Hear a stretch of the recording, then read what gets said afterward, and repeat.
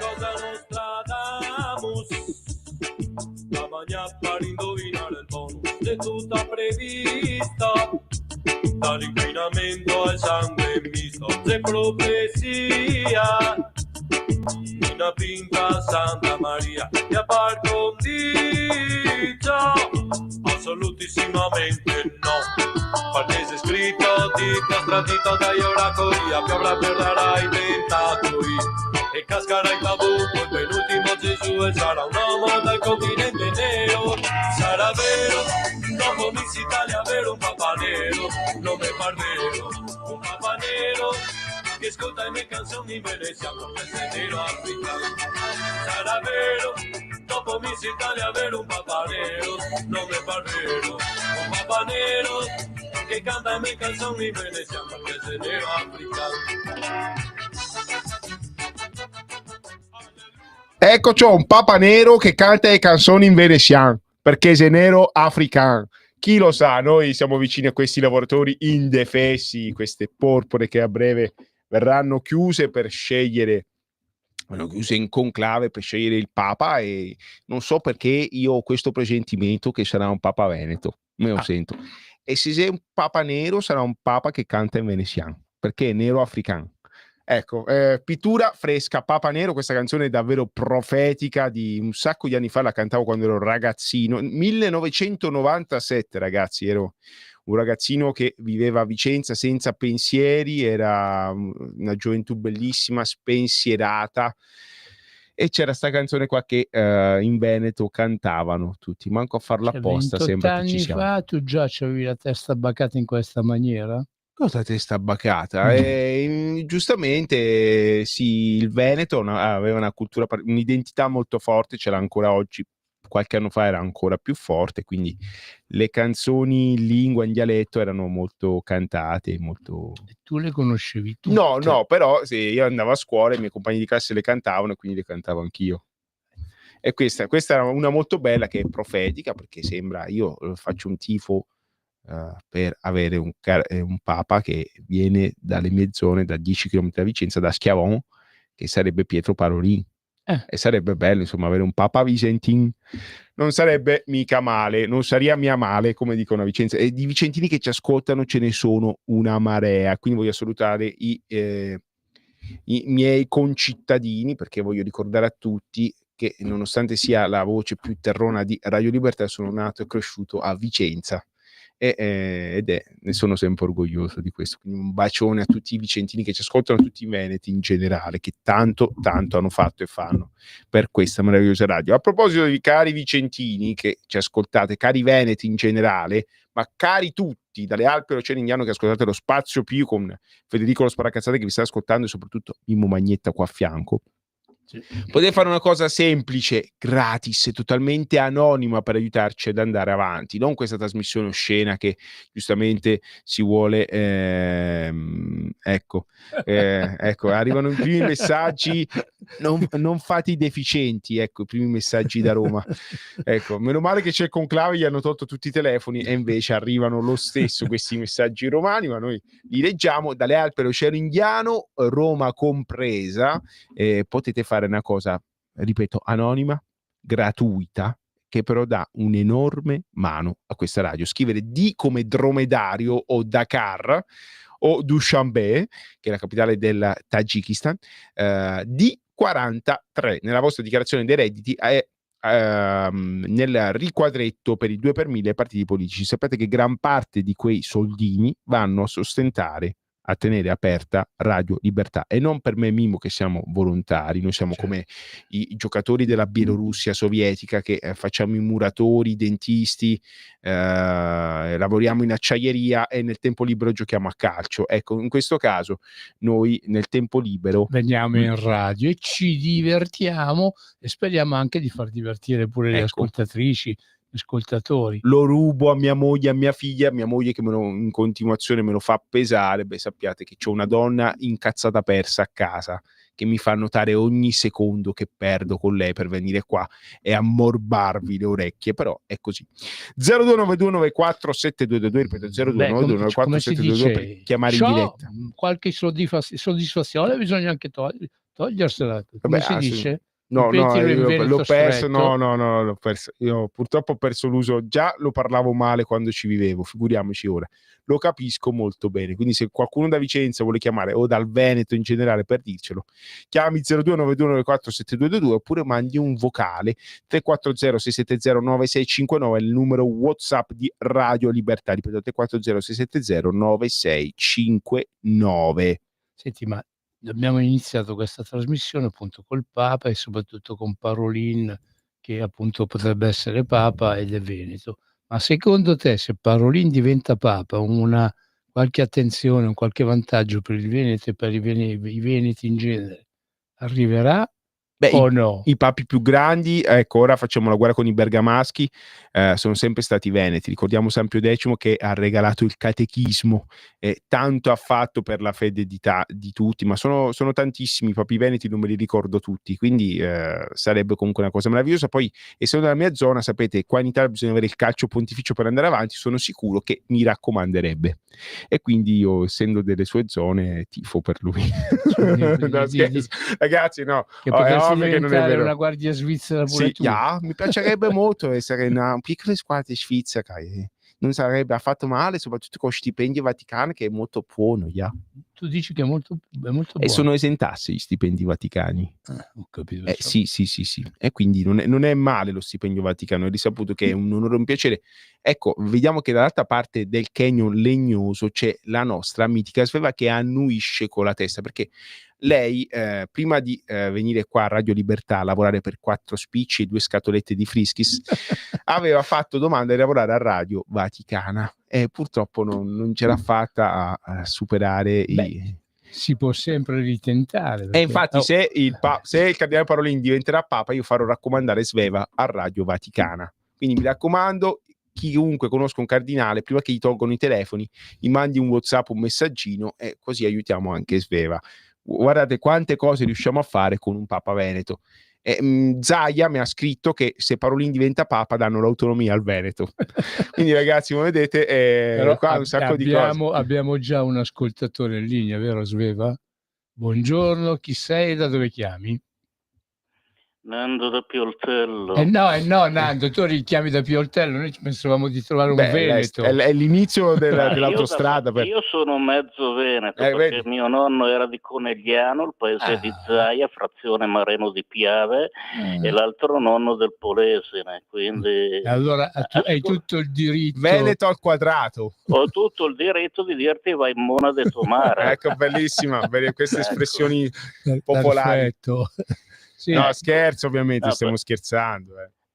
Dunque, se ti piace tanto avere un Papa veneto, ti consiglierei di convertirti alla Chiesa evangelica, perché a Bassano del Grappa c'è un bravissimo pastore evangelico che prima di parlare va a controllare tutti i testi originali in ebraico, in aramaico, in greco, un po' come fa quel cattolico che invitano ogni tanto in televisione, l'avvocato Gianfranco Amato, che addirittura cita il Nuovo Testamento siriaco in lingua aramaica, no? E anche quello lì è uno molto preparato. Vatti a vedere i suoi video, Walter Biancalana Menestres, che vale la pena, dalle tue parti di Bassano del Grappa.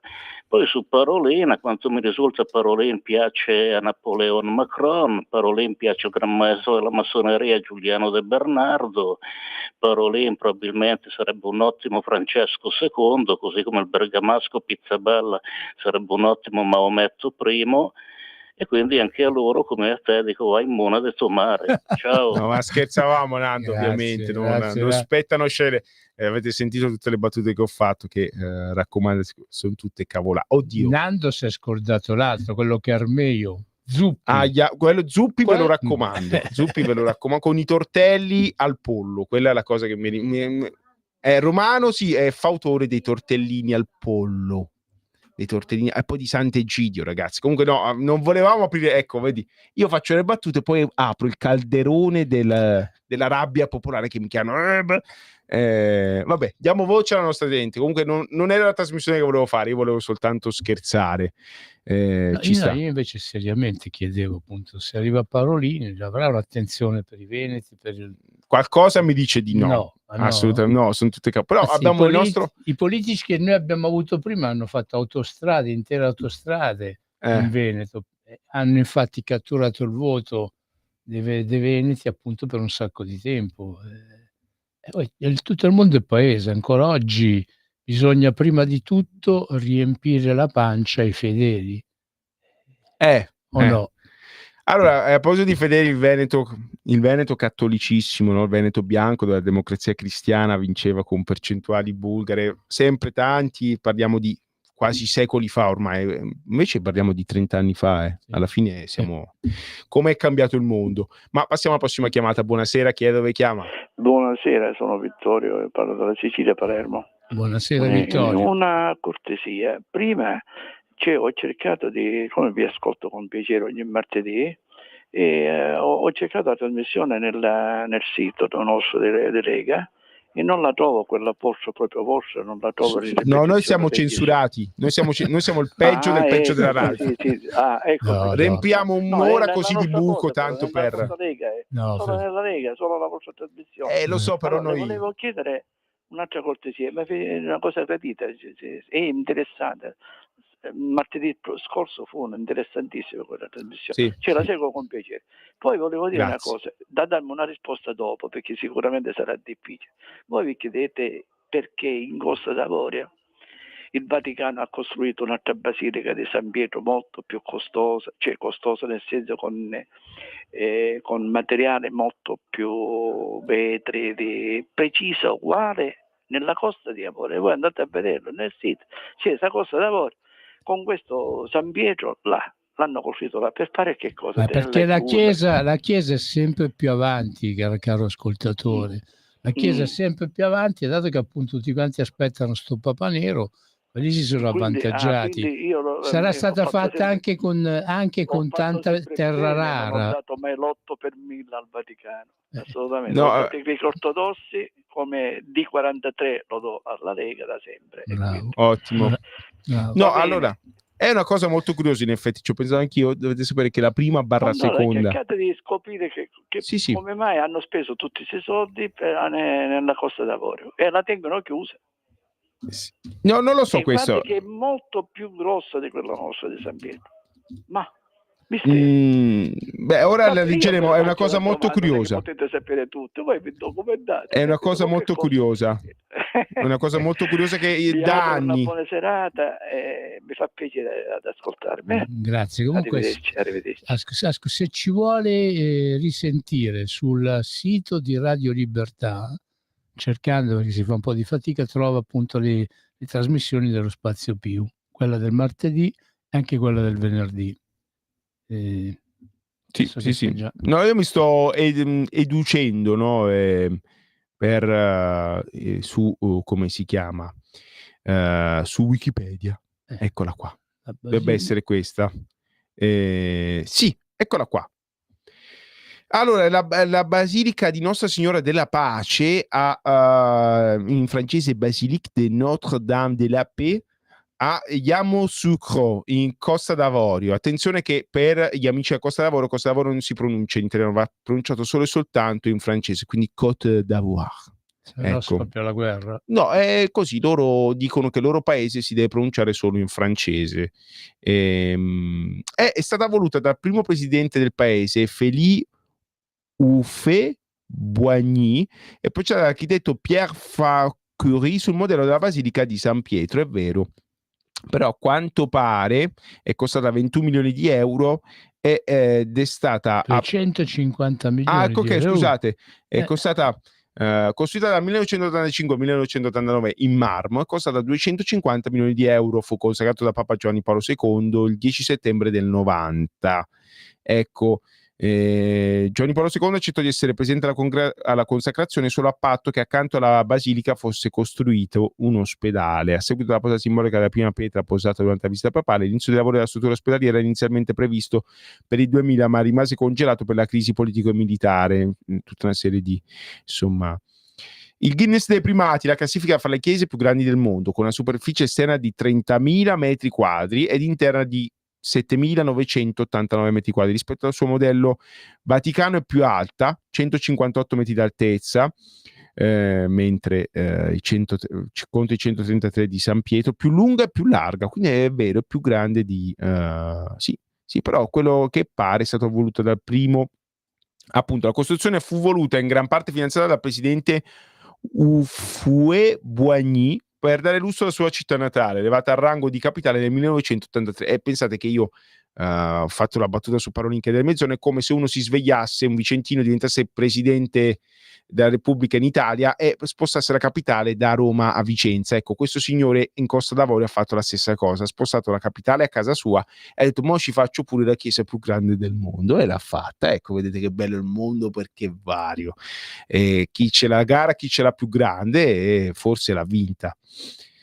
Vabbè, di sicuro sì. A chiesa quasi ultimata, il presidente ordina una vetrata a mosaico importata dalla Francia, raffigurante Gesù e gli apostoli. Nella magnifica vetrata sono raffigurati, ecco, tutti gli artefici della costruzione della basilica, ingegnere e architetto, il presidente Boigny, i costruttori della vetrata e molti altri personaggi. All'interno della basilica, oltre a un presepe in ebano, una pregevole fattura e una croce d'oro del peso di 13 kg. È posta una statua donata da un detenuto del carcere di Abidjan. È un vero mistero questa chiesa, comunque. E basta. E poi no, è lì. La basilica è stata edificata su un'area di proprietà del vecchio presidente. Pensate un po' quanto era bravo, ha donato un pezzo dei suoi campi per farla costruire, che sostiene di averne finanziato per intero le spese per la realizzazione, che si aggirano oltre i 300 milioni di dollari, ed è stata donata in seguito al Vaticano. Numerose sono le critiche su chi realmente ha pagato questa costruzione. La totalità dei finanziamenti si pensa che vengono direttamente dalle casse dello Stato. È gestita da religiosi appartenenti alla società dell'apostolato cattolico, chiamati popolarmente pallottini. Ecco qua. Io Pallottini ho conosciuto un parroco che è un degno religioso, che andava in giro per il mondo a dare assistenza a tutti gli italiani che erano finiti in galera. Ma però lui, appunto, il padre che ho conosciuto io, è una persona molto umile, molto sempre vicina e prossima, appunto, ai poveri. Invece guarda che po' di roba che, insomma, gestiscono, hanno l'onore. Vabbè, scusa, te l'hanno regalata e che fai? Gli dici di no? Ci devono fare un parcheggio. Cosa gliela dai agli avventisti del settimo giorno? Scusami. Ora mi chiamano gli avventisti del settimo giorno sono numeri, hanno fatto un tempio bellissimo a Roma, a Milano. Fly down, stiamo tranquilli, stiamo scherzando, ragazzi, non facciamo le guerre di religione, poi se non dici no, ma nemmeno abbiamo una moschea più grande del mondo, fatta tutto con fragola di Basilicata, frutta. C'è mio cugino che lavora a Sesto San Giovanni, lui dà le capelle e vende anche frutta di Basilicata e fa pizza la sera quando fragole finisce. Di Basilicata, fragole di Basilicata, frutta tutta buona, tutta da Basilicata. Io quando è stato e la sera ha mandato soldi ai suoi cetti per costruire tutta grande moschea bellissima. E in futuro facciamo anche lo stesso in Italia, perché ormai siamo tutti egiziani. Milano e Nuovo Cairo. Ragazzi, se è così stiamo scherzando. Tu sei meglio di Manera. Io stamattina sentivo con mia moglie la trasmissione della radio, c'era Manera che appunto stava impersonando un vecchio sacerdote tal Dondino, no? Sì. Che in pratica Din Don, poi capito? Ecco. Tu sei il Manera, ma sei il meglio Manera di Radio Libertà. Ecco, abbiamo lo stipendio uguale, soprattutto io e Manera. Tu hai sbagliato mestiere, tu devi fare veramente il caratterista. Caro Mimo, ricordati che non sono stato io a costruire Mediaset, è stato Dio a chiedermelo. Ecco, ora che trasmetto dall'alto. Senti, ma visto che noi abbiamo avuto nelle trasmissioni un sacco di volte anche un frate famoso da Velletri. Chissà cosa ne pensa il cappellano del Piu. Non lo so, dovremmo sentirlo prima o Com'è che poi. si chiamava il cappellano del Fratasso da Velletri, sì, il nostro Fratasso cappellano da- che poi chiameremo, che diamo a Sveva c'ha già il suo numero. Sì, lo chiamo solo su Telegram perché perché a Papa Francesco che ha fatto la guerra per 13 anni. Lui si è dovuto nascondere nella campagna romana. Ma a breve, sì, è stata dura per lui. È venuto anche qualche volta qua in diretta a trasmettere la potenza del messaggio evangelico dalle Alpi all'Oceano Indiano tramite l'etero di Radio Libertà. Sì. Ci dispiace cari ascoltatori, c'è troppa frociaggine in questa radio. Io ce l'ho detto sempre, caro Mimo, figurati che io portavo sempre i panini della mortadella e la gente non se li mangiava, hai capito? Si volevano solo il risotto con l'ossobuco? No, la gente vuole solo il Big Mac. Non c'è più una chiesa povera per i poveri, la gente non si mangia più il panino semplice alla Non ci ho mortadella. pensato, ma sarebbe stato troppo dissacrante. Vabbè che io sono passato di qua ieri e c'erano i barbari sognanti ieri sera quando sono passato di qua, no?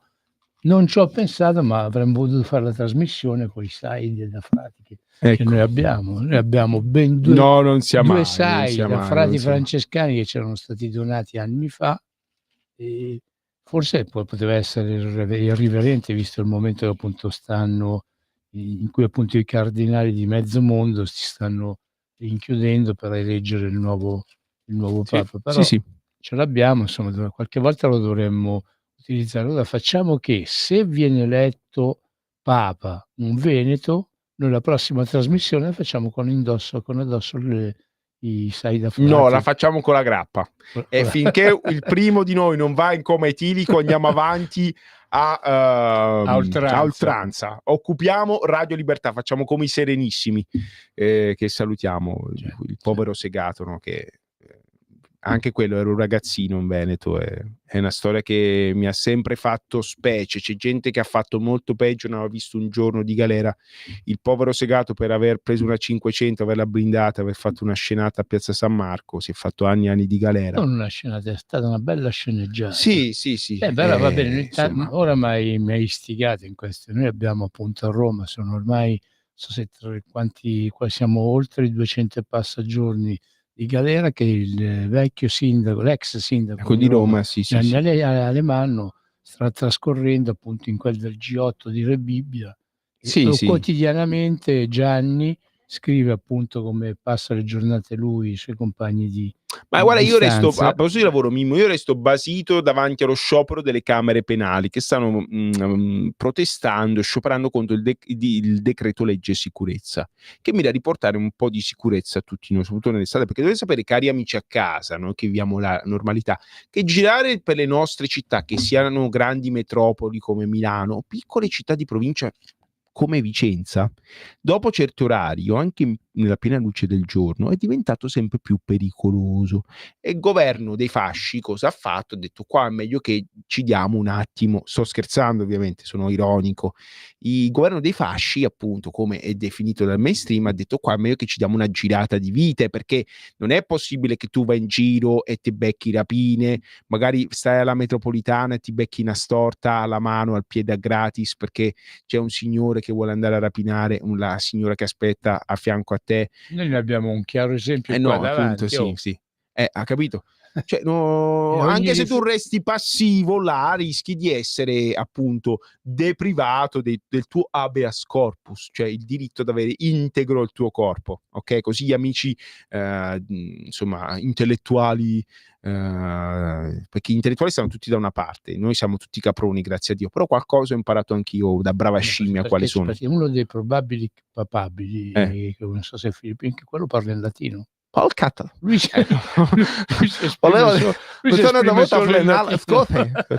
Svambeto.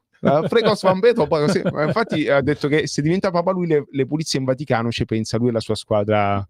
Facciamo venire tutte le pasane, puliamo tutto Vaticano, e quello dobbiamo ancora cambiare caldaia del Vaticano che è svampita. Insomma, dai. Non perdo mai l'occasione di starmi zitto, perché non posso dire mezza cosa che questo ci inventa su le tarantelle, le commedie. quello Vaticano c'ha ancora vetrata che è da 1950 che non si fa pulizia. Padrone, quando dobbiamo fare pulizia subito? Allora vediamo un po'. Con la sua squadra di un bacione a tutta la comunità filippina che è meravigliosa. Ma che dici che fra la comunità filippina ci sono anche quelli che fanno le pulizie, gli acrobati, che fanno le pulizie, che si arrampicano su i vetri, i grattacieli. Davvero? Sì, non io lo sapevo. sì, mi è passato davanti un furgone con tanto di insegni, così vai. Pulitori acrobati. Filippini o No, così? quelli erano E che c'entra? No, Ma mi domando. se è un solo mimo, un solo io non ce la faccio, poi sono io il problema, avete capito? Da questa trasmissione, ogni tanto prendendo spunto dalle iniziative di alcuni illuminati, noi abbiamo lanciato idee per i giovani che appunto cercano lavoro in Italia. La massoneria, il complotto franco-massonico si è impadronito pure dello spazio Pio. Era Franco, non si può dire quello, capito? Però no. Siccome anche in Francia c'hanno le belle loge, Oui, è un paese dove la massoneria è molto forte. Oui. Allora io ho coniato il complotto franco-massonico che ha provato più volte a impadronirsi di questo paese.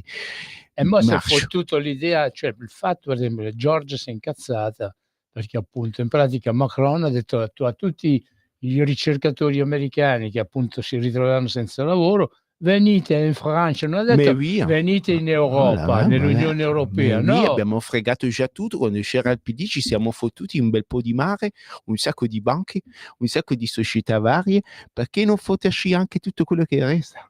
Io andrei anche alla Corsica, perché secondo me si sono fottuti pure la Corsica, insomma. Ecco, viva la Corsica libera, a proposito. Pubblicità. Stai ascoltando Radio Libertà, la tua voce libera, senza filtri né censura. La tua radio.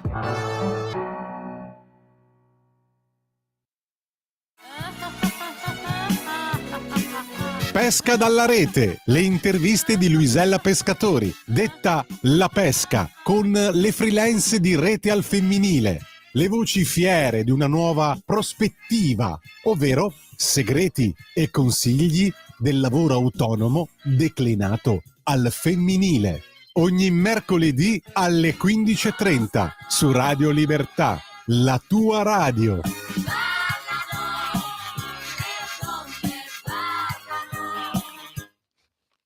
E rieccoci a Radio Libertà, lo spazio Più, professionisti imprenditori uniti, rigorosamente in diretta via Carlo Berero 41. Questa è la seconda mezz'ora. Chi vi parla, il vostro sparacazzate del prefetto Federico, a fianco a me il presidentissimo dei professionisti imprenditori uniti, sua eccellenza Mimmo Magnetta, dall'alta parte del Cheno Legnoso, in regia la nostra mitica Sveva 0292947222, ripeto 0292947222 per chiunque volesse dire la sua senza fitti né censure. 340 670 9659, ripeto 340 670 9659 per i più timidosi che leggiamo i WhatsApp e li sentiamo anche se ovviamente gli audio sono di una lunghezza non superiore ai 30 secondi, perché le dimensioni contano, fidatevi, le dimensioni contano, non possiamo far passare un audio di 3 minuti o più, perché altrimenti qua chiudo baracche e budattini e la trasmissione la faccio fare agli amici insomma molto prolifici a livello di vocali. Allora, ringraziando Meta per il nostro WhatsApp quotidiano e il distintissimo Zuckerberg, voglio anche approfittare, visto che sono in fase di lecchinaggio, di salutare il nostro direttorissimo Giovanni Salusti, che da un po' che non lo salutiamo. Dio lo conservi, la sua luce, lui con la sua luce illumina tutte le nostre menti e permette queste meravigliose trasmissioni. Quindi un bacione al nostro direttore Giovanni. Evviva Giovanni, sì, evviva! Sì. Tanto abbiamo quasi la stessa età, però lui li porta molto meglio di me. Non a caso lui è il direttore e io sono un umile servo della vigna e sono orgoglioso di esserlo. Grazie. Ok. Detto ciò, il vostro Sparacazzata ha fatto una piccola rassegna stampa, perché sono successe un sacco di cose interessanti e c'ho il Messaggero di oggi che mi permette di darvi queste notizie. Ragazzi, intanto in Romania quello che è accaduto è, insomma, hanno detto che le elezioni non erano valide, la gente si è incazzata e ha vinto il primo turno quello che non doveva vincerla, è Ciolacu. Ciolacu è il premier che si dimette, ma ha vinto il premio turno George o Gheorghe, non so come si dice in romeno, Simion o Simeon, se era veneto, però è Simeon in questo caso, che ha preso il 40%, un partito conservatore alleato a quello di Giorgia Meloni, insomma, che la pensa su tante cose come noi, e insomma è molto anti Unione Europea, e non riusciamo a dargli torto, anzi ha fatto bene. A quanto pare, nonostante i romeni siano entrati da poco tempo rispetto a noi, già ne hanno le maracas piene, quindi chiediamoci se addirittura i paesi meno fortunati rispetto all'Italia non ce la fanno più a starci dentro, se noi, insomma, si può andare avanti così. È un problema che non è solo questo il problema. Tra l'altro le istituzioni europee, finanziate da tutti i cittadini europei, compresi i romeni, ma soprattutto dagli italiani, che dovete sapere, cari amici italiani, che ne dicano, l'Italia è un contributore netto dell'Unione Europea, dà molti più soldi a Bruxelles di quante ne riceve, e da qua nasce, no, il nuovo filone della Lega, Salvini che dice il problema non è Roma, è Bruxelles, questi ci strafottono, e scusate il francesismo, e ci dicono anche chi dobbiamo votare e quello che dobbiamo pensare, però magari l'hanno potuto fare in Italia con 11 anni di governi tecnici non eletti da nessuno, ma quando lo vanno a fare all'estero, compreso con i romeni, queste sono le risposte, un sonoro baffa. Ecco, non voglio essere più volgare. Poi si vedrà il secondo, il ballottaggio, ma magari lo faranno fuori Simeon in qualche maniera, o a livello penale, oppure ci spareranno in testa, perché così agiscono questi signori, lo sapete molto meglio di me. Fatto sta che il popolo, a quanto pare, non è affatto supino alle cavolate, ai diktat, insomma, c'era una parola in russo che non mi ricordo, che sì, vabbè, agli ordini che arrivano dal comitato centrale che sta a Bruxelles, perché ormai la somiglianza è sempre più paurosa. Voglio ricordarvi che il primo problema dell'Unione Europea attualmente è l'alcol nel vino. Ecco, a proposito di Veneto, cari veneti, ditemi voi se è una cosa normale. A me mi hanno sempre detto a Vicenza, mai fidarsi degli estemi. Ecco, c'è un motivo. Hanno ragione. Io amo la saggezza popolare in generale, quella dei veneti. Ok, e poi in Germania la figura di cacca che ha fatto Friedrich Merz, che oggi avrebbe dovuto essere incoronato, questo meraviglioso leader democristiano europeista che ha fatto un governo con i socialisti, è come se Forza Italia e il PD si fossero uniti in amorosi sensi, il loro sogno perverso segreto della famiglia Berlusconi in verità, e avessero fatto la grande coalizione, solo che gli fa schifo pure a loro, e quindi hanno detto no, non possiamo votare queste schifità, e nonostante avesse una mega maggioranza non gliel'ha fatta la prima botta. Guardate un po', chissà, perché sicuramente poi ce la faranno a costo di arrestare e far eleggere altra gente, perché ormai qua ridiamo e scherziamo, ma il modello politico dell'Unione Europea è questo, molto simile a un vecchio modello di un'altra Unione che secondo me funzionava meglio. Ecco. E poi, insomma, abbiamo detto la notizia che Mimo ci ha spoilerato: ricercatori americani veniti in Francia. Macron dirotta il piano UE ira di Roma. Già che un piano UE sappiate che è fallimentare in partenza, quindi io non mi preoccuperei. I francesi riescono a fare gli affari a modo loro solo con tutta una serie di paesi al mondo, quelli africani fino a qualche tempo fa, prima che si ribellassero in massa, avete visto quello che è accaduto in Africa, e poi c'è un paese che ha un partito che risponde direttamente alla Francia, che è il Partito Democratico, e voglio ricordare che gran parte della dirigenza del PD ha la Légion d'honneur, che è la più alta onorificenza in Francia, vuol dire che nessuno ha servito la Francia meglio di te che c'è la Légion d'honneur, quindi se poi ci vogliono occupare a sto punto, diventiamo la 17ª regione francese, a sto punto è meglio l'originale del finto, no? Dico io, magari qualcosa di buono viene fuori, però insomma dire che tu da politico vuoi fare il bene della tua nazione, poi ti becchi la Légion d'honneur che devi anche pagare perché costa 3.000 euro, che questi signori del PD si sono tolti di tasca per darli alla Repubblica francese, che è il nostro maggior competitore quasi in tutto, anzi in Europa ce la mette in quel posto dalla mattina alla sera. Olandesi e francesi non dormono la notte per capire come mettercela a posto. Mettere anche i tedeschi. Sì, assolutamente.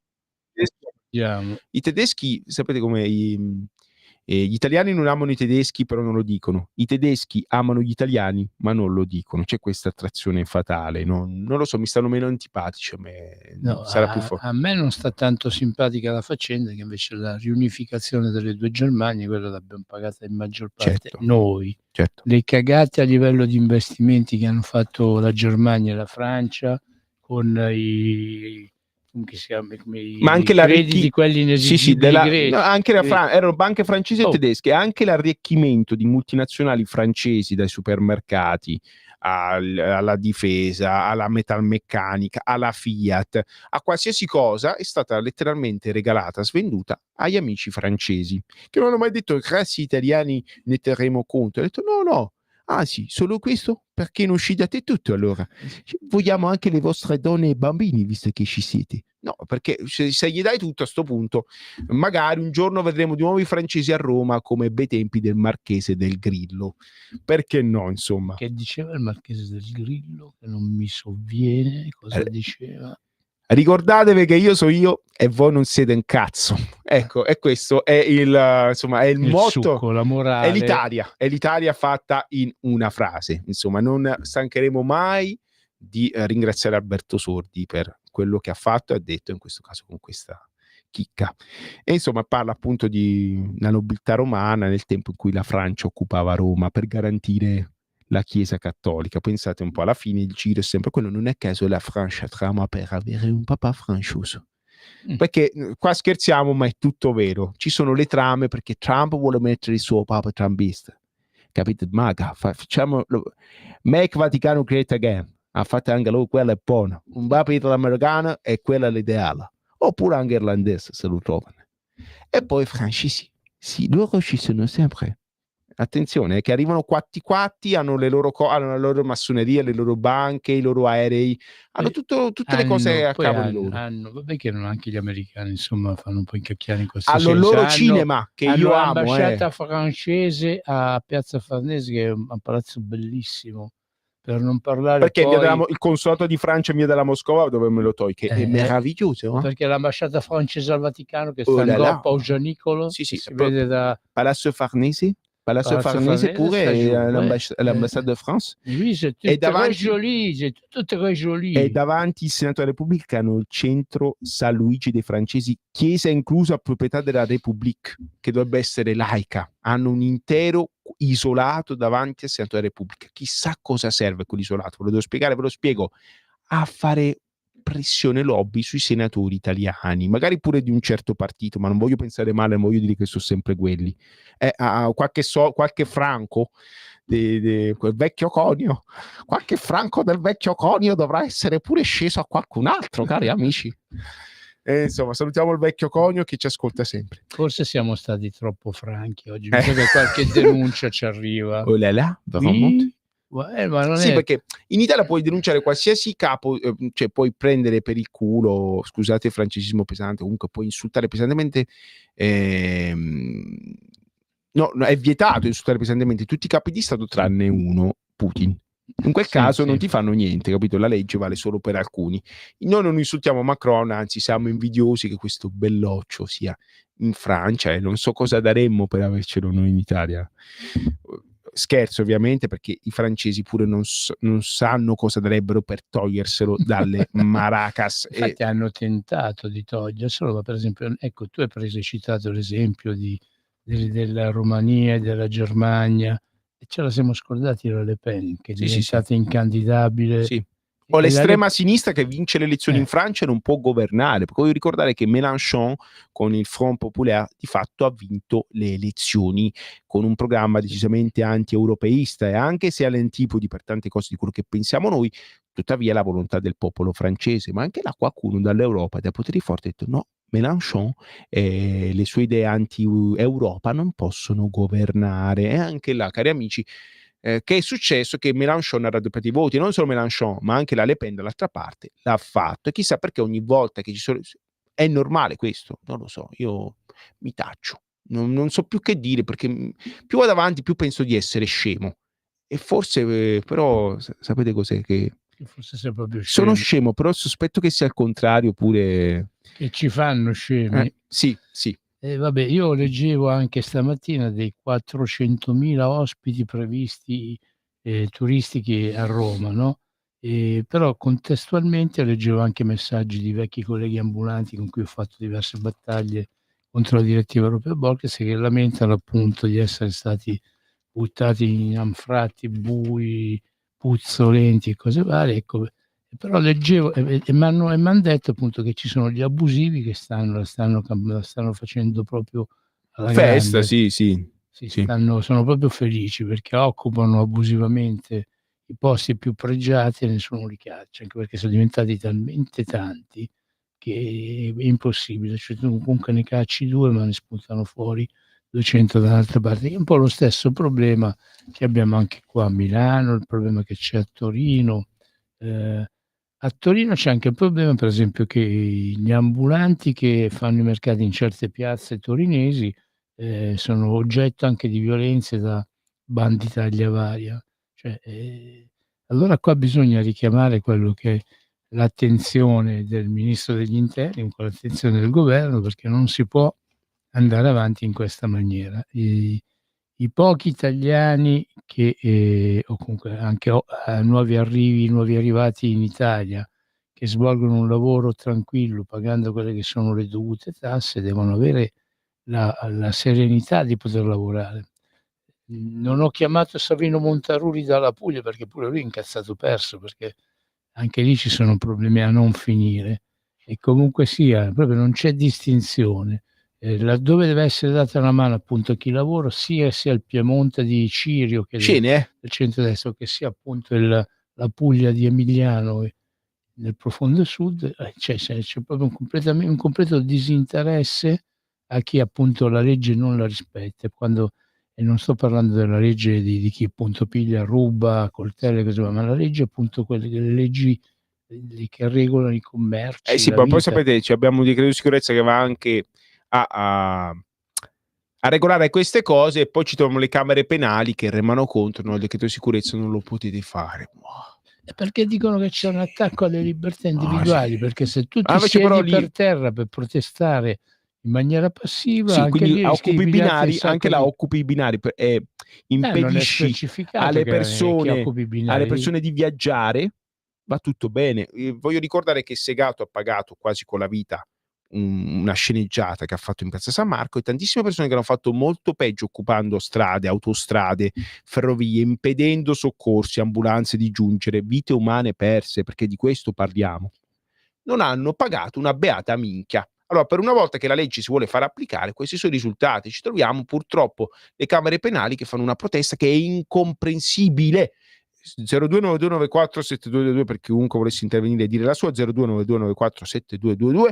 Se c'è qualche avvocato che ci spiega questa protesta che davvero faccio fatica a comprendere e a capire, sappiate che non è, a mio parere, normale che si faccia quello che si vuole, perché viene gente da tutto il mondo in Italia, perché si può fare quello che si vuole. E questo decreto andrebbe nella direzione, in teoria, di impedire questo. E trovare, insomma, la corporazione degli avvocati, le camere penali, come si vuole chiamare, che va contro di questo, a me lascia basito. Ma evidentemente sono sempre scemo io che non capisco questi dottori della legge quello che vogliono fare.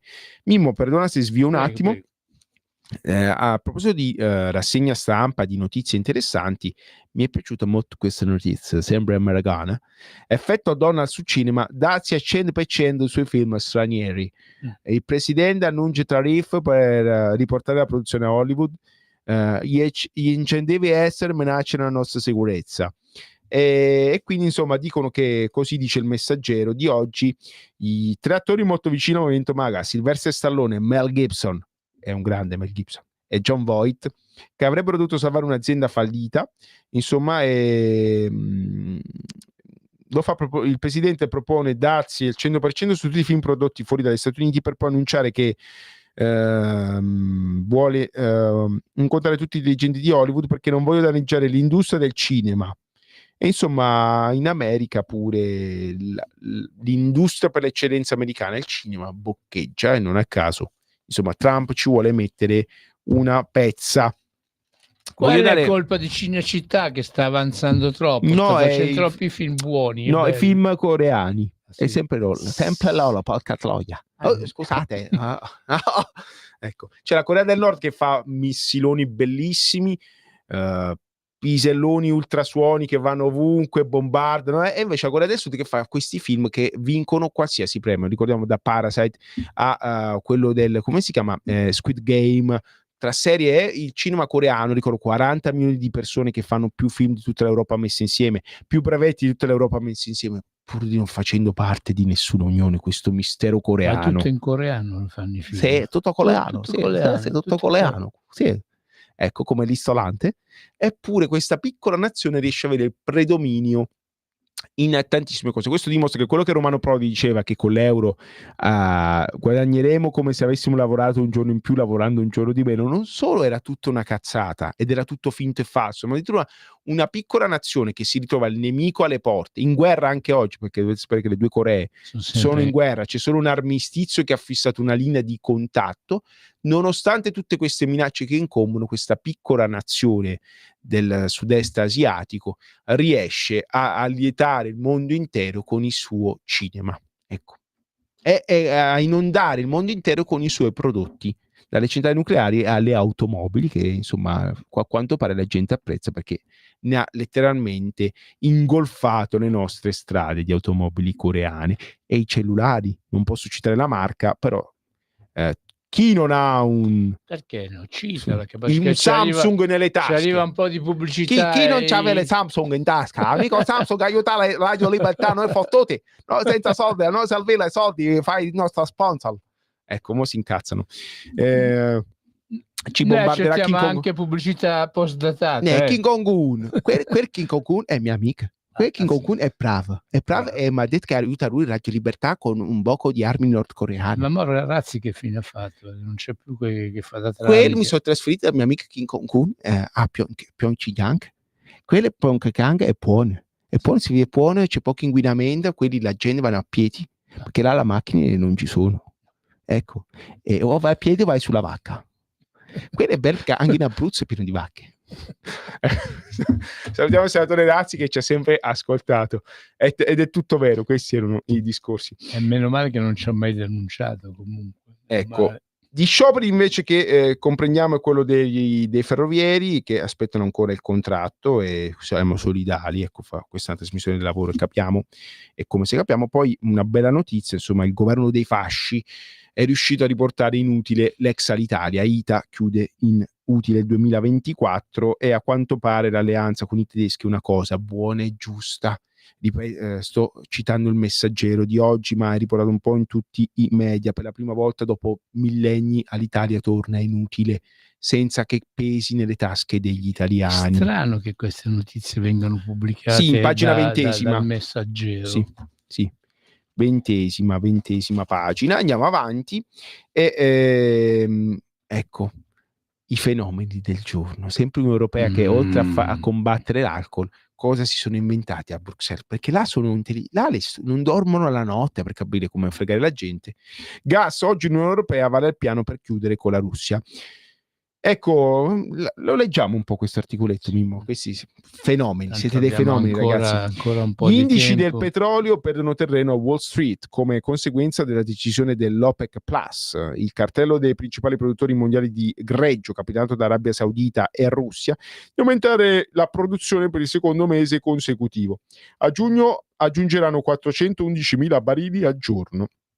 La mossa pensata per mettere alle strette quei membri come Iraq e Kazakistan che producono oltre le quote concordate rischia di alimentare i timori di un eccesso di offerta su un mercato già segnato dalle incertezze sulla domanda. Vabbè, bla bla bla bla bla bla. Fatto sta che i prezzi della benzina non sono scesi di molto, eppure il prezzo del petrolio è crollato, chissà perché. Ecco, magari se qualcuno può fare qualcosa là in alto, un certo ministro Urso indaghi perché il petrolio è crollato a $60 al barile, eppure lo paghiamo quasi che costasse 80. Oggi alle 3:30 a Strasburgo è previsto che il commissario all'energia Dan Jorgensen presenti la tabella di marcia UE con cui l'esecutivo Unione Europea vuole tagliare gli ultimi ponti energetici rimasti con la Russia relativi al gas ma pure al nucleare. che apriamo parentesi, nota di redazione, il gas russo è quello che costa di meno in assoluto. Questo vuol dire devastare quel poco di industria europea che era sopravvissuto al prezzo del gas perché sarà triplicato. di scadente qualità, perché la mia nonna diceva sempre che se una cosa costa poco è perché era di scadente qualità. Sì, infatti quello che arriva dall'America è troppo buono. Quella è troppo buona, sì. Quella ci va pure scorreggia Donald prima di spederla. È fortissimo allora. Sì, troppo buono. Quella appena appicci un fornello hai già l'acqua che bolla. Capito? Come dicono? Come si dice un broccolino. Che era, capito, il broccolino da Brooklyn, era l'italiano, l'italo-americano parlato, la lingua parlata. Non il broccolo, No, quello no, che se tu lo broccolino. mangi poi ti fa fare gas e puzzolentissimi. È la lingua di quel Super Mario, quel bravo idraulico che poi è andato in coppa a Nintendo a fare film e fare videogioco con Nintendo e suo fratello Luigi. Ecco.